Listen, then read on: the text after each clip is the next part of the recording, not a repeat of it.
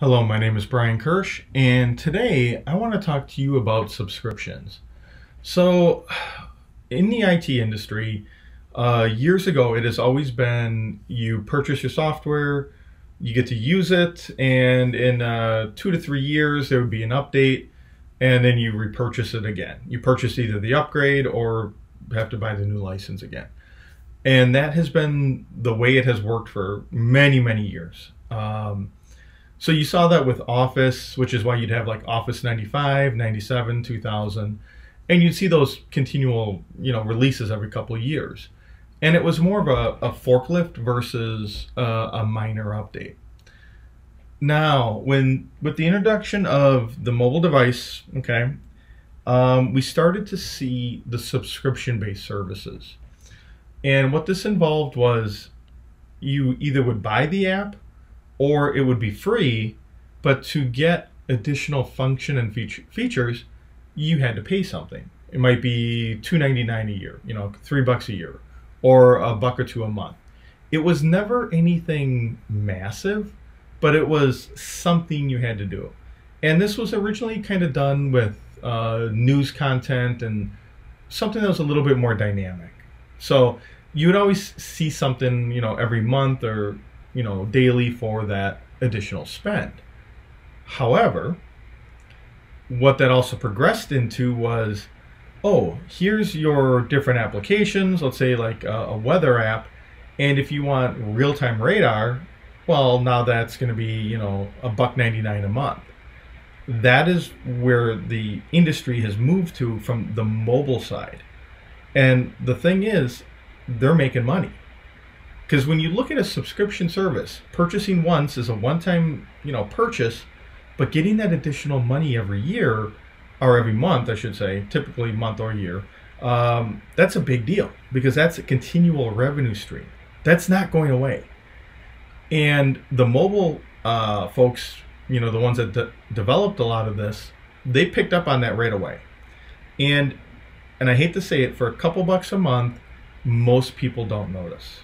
Okay, you're used to like a Netflix, a Discovery Plus, anything that's under, $10, $20, most people don't notice.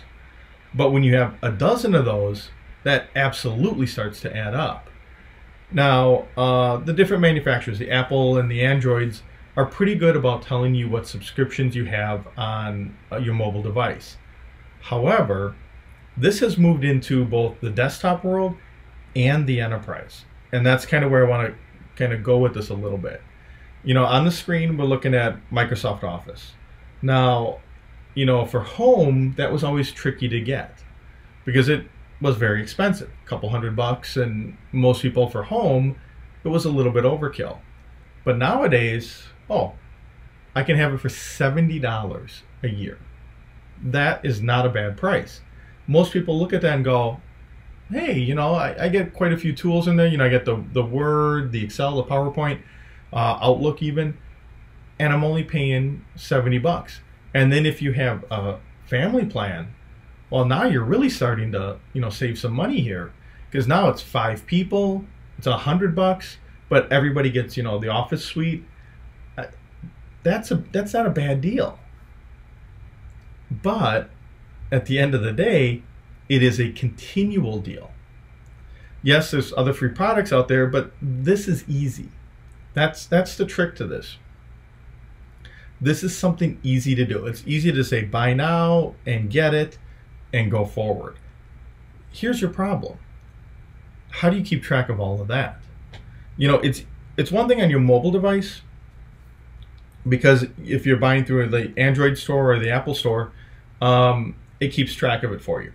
You can see it, you know what you're spending.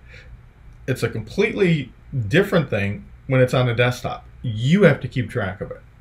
So suddenly now you have Office, you got Netflix, you got all these other different things, and that starts to add up. And you start looking at that bill, and that gets to be substantial. Where this is going, this next stage of this is in the enterprise.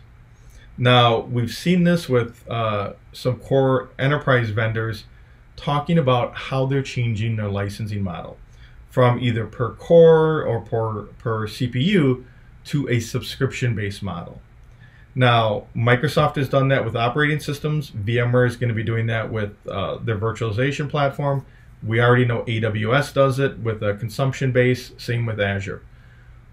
All of this is coming into that per month billing. Now, where this gets a little bit dangerous for the enterprise is, unfortunately, it's a lot harder to keep track of. Typically, the IT professionals are not the same ones that do the accounting. So what happens is you have that disconnect between the engineering staff and the people that actually pay the money. And this can run away on you again.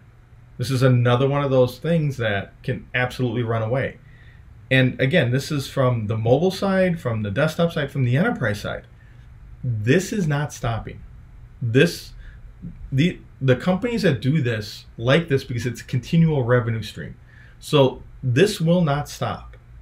This will be from, from all facets of wherever you are within technology. You're going to be affected by it. And even if you're not in the enterprise space in IT, the companies you deal with that maybe you get a service from that have to provide that may pass those costs on to you as a consumer. So this is going to affect everybody. And unfortunately, there's really not a reason to change. It's simply too profitable. So you got to watch what you do for yourself. You got to be, watch what you do, outside of the mobile side with the desktop and being able to track your stuff. And if you're in IT, you're already being faced with this. And if you're a consumer that is affected by that, you might have to start doing a little bit of a cost comparison, because the price tags might be going up. Because as this subscription-based model takes hold, somebody's going to pay that bill. And I would put pretty good bet on it, it's going to be you. So again, my name is Brian Kirsch. Thank you for watching.